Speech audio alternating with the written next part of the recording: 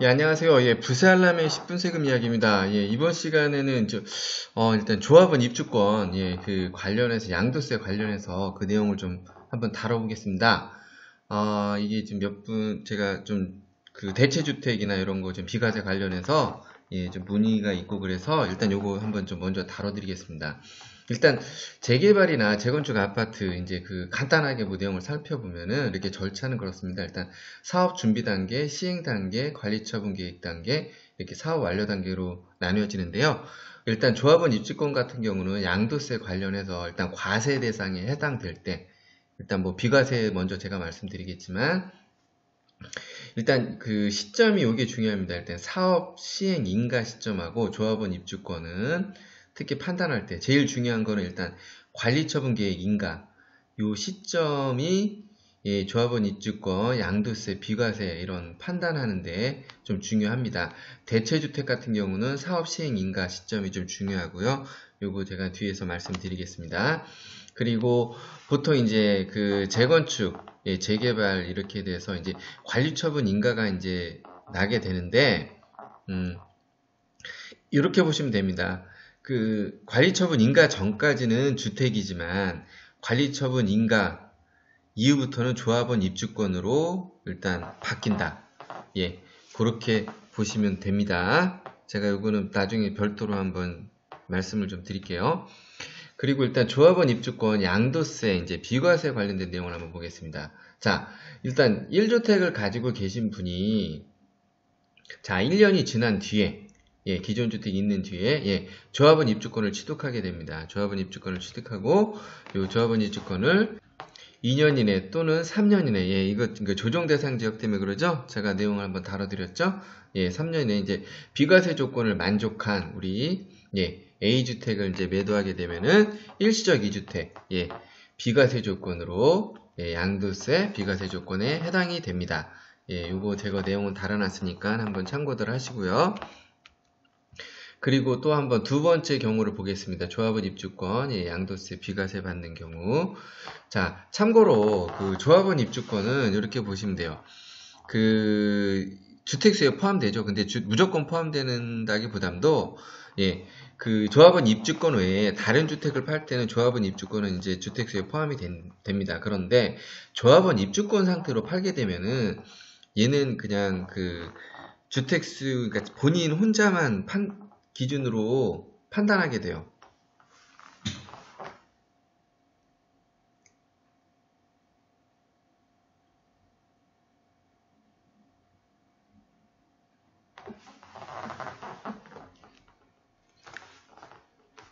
조합원 입주권만 예, 이제 입주권 상태로 매도하게 될 때는 얘는 이제 다른 주택이 있더라도 그거는 이제 주택수에 포함되지 않고 그냥 조합원 입주권 그 매도 조건으로 예, 양도세를 계산하게 됩니다. 제가 지난번에도 한번 좀 다뤄드렸고 나중에 기회 되면 다시 말씀을 드릴게요. 일단 조합원 입주권이 있을 때는 다른 주택하고 다른 주택 매도할 때는 조합원 입주권은 주택수에 포함된다. 예, 이렇게 알고 계시면 되고요. 자, 그 두 번째 비과세 조건은 이제 1주택이 이제 있던 분이 또 이제 1년이 지난 후에 예, 조합원 입주권을 이제 또 취득하게 같은 케이스입니다. 위에랑 취득하게 되는데 원래 이제 일시적 2주택 비과세 조건에 해당되려면은 아까 위에서 얘기했듯이 예, 일시적 2주택 조건으로 매도를 해야 되는데 자, 그런데 자, 조합원 입주권 이런 상태에서도 좀 비과세 되는 경우가 해당되는 경우가 있습니다. 요거는 뭐냐면은 왜냐면은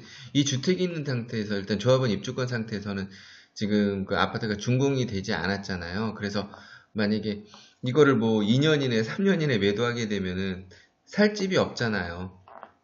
예, 이제 그런 개념이 좀 있어갖고, 그래서 만약에 이런 경우는 예, 2년이나 이제 3년 후에 매도해도 이제 비과세 조건인데 이게 뭐냐면은 자, 이렇게 1년이 지난 후에 조합 입주권 매도 조건 이건 만족해야 됩니다. 그러면 주택이 완성된 후에 이제 준공이겠죠? 잔금 치고 예, 2년 이내에 예, 세대 전원이 그 완성된 주택으로 예, 이사를 하고요. 세대 전원입니다. 부득이한 경우 빼고요. 뭐 그 예외 조항은 있어요. 예, 세대 전원이 이사해서 2년 이상, 2년 이내에 가고 1년 이상 계속 거주 조건을 예, 만족하게 되면은 요 A주택을 매도할 때는 이게 뭐 일시적 2주택 조건이 아니더라도 뭐 주택이 완성되기 전 2년 이내나 자, 주택이 완성된 후, 예, 준공되는 후죠. 2년 이내에 예, 요 종전 A주택을 매도하게 되면은 예, 양도세 비과세 조건에 해당이 됩니다. 요 얘기는 뭐냐면은 이거를 만족하고 매매하라는 건 아니고요. 일단 이게 나중에라도 요런 조건으로 매도를 하되 그러니까 나중에라도 이제 요 조건을 만족해야 된다는 거죠. 근데 요 조건이 인정이 안 되게 되면은 예, 요거는 지금 뭐 추징당하거나 뭐 해당 사항이 없게 되는 거죠. 예, 그럼 다음 또 케이스 볼게요. 예, 요게 좀 질문이 좀 최근에 좀 많이 왔어요. 그래서 그 대체주택 비과세라는 건 뭐냐면요. 제가 한번 아까 앞에서 한번 말씀드렸잖아요. 이렇게 재개발이나 뭐 재건축 뭐 같은 경우입니다. 자, 이렇게 사업 승인 인가가 먼저 난 뒤에 이제 그 다음 이제 관리처분 계획 인가가 되죠. 이 뒤로는 이제 제가 조합원 입주권으로 바뀐다고 그랬죠. 자, 요럴 때는 볼게요. 지금 아까 이제 내용하고 똑같습니다. 일단 관리처분 시행 인가하고 관리처분 계획하고 일단 예, 철거하고 이제 공사하고 나중에 이제 준공이 되겠죠. 자, 그럼 대체주택 비과세 조건을 한번 볼게요. 예, 조합원 입주권 이제 대체주택 비과세 이제 되는 조건을 한번 알아볼게요. 자, 이제 주택이 있는 분입니다. 근데 이제 주택이 있는 분이 이게 재개발이나 이제 재건축으로 이제 되게 되는 거죠.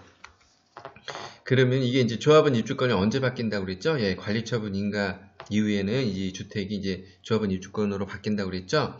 예, 그러면은 조건이 있습니다. 자, 이게 대체주택 비과세 조건에 해당하려면 제가 앞서서 사업시행 인가 부분이 있었죠? 예, 조건이 그겁니다. 사업시행 인가일 이후에 주택을 취득해야 되는 거예요. 요럴 때 요걸 대체주택이라고 하거든요. 인가 이후에. 일단 인가가 났다는 거는 그 개념으로 보시면 돼요. 일단 어쨌든 재개발이나 재건축이 이제 될 거기 때문에 미리 이제 그 준비하는 차원도 있는 거죠. 그래서 예, 인가할 이후에 이제 인가 전에 취득하면 그건 대체주택 비과세 조건에 해당이 되지 않습니다. 그럴 경우에는 뭐 일시적 2주택 조건으로 만족하면 매도하든가 그렇게 해야 되는 거고요.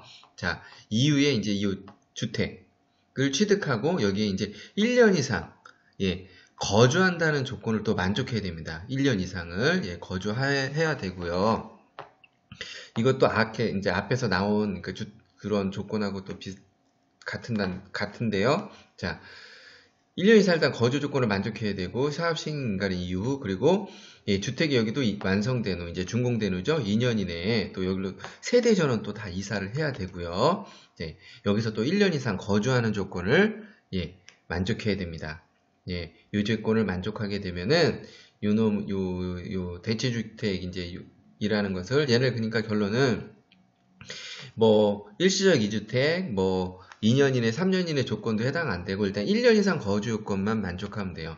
요걸 만족하고 예, 그 우리 주택 준공 전 2년 이내나 이 조건을 어쨌든 만족해야 되는 겁니다. 그리고 주택이 완성된 후 2년 이내에 요 대체주택을 예, 양도할 경우에는 요 이제 대체주택도 예, 양도세 비과세 대상에 해당이 됩니다. 이것도 조건은 동일하게 꼭 이제 전원 2년 이내 전원 이사하고 1년 이상 거주한 후에 매도하라는 게 아니고요.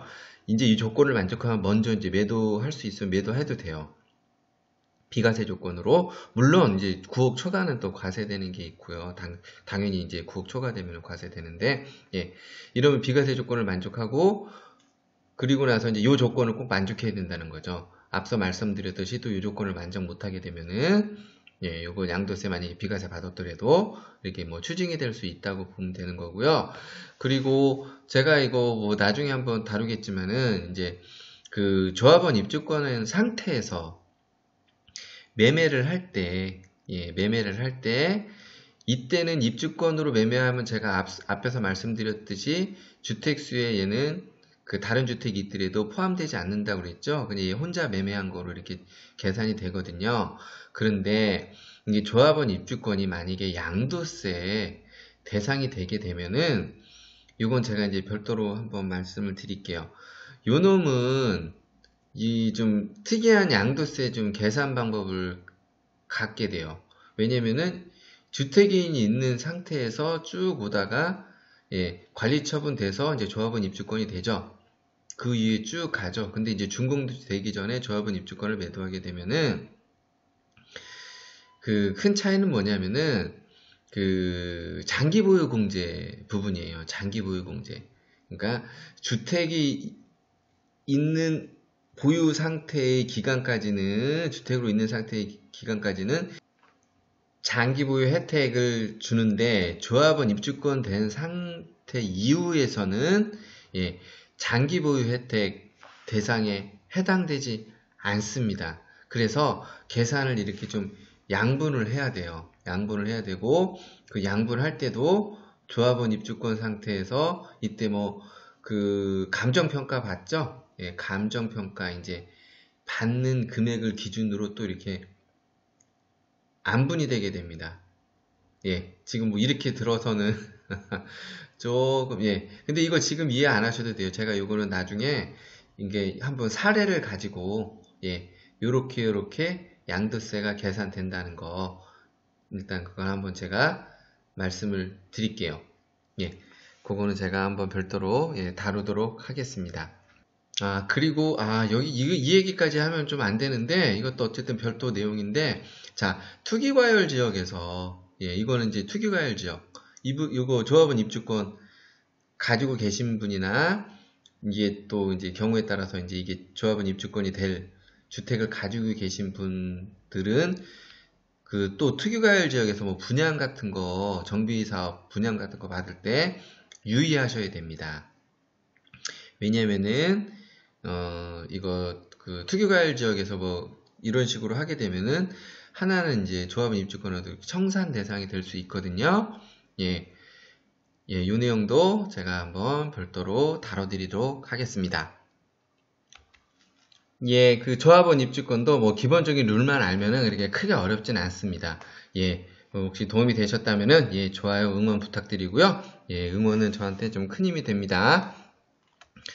예, 그러면은 저는 또 다음 시간에 또 다른 내용으로 찾아뵙도록 하겠습니다. 예, 부세알람의 10분 세금 이야기였습니다.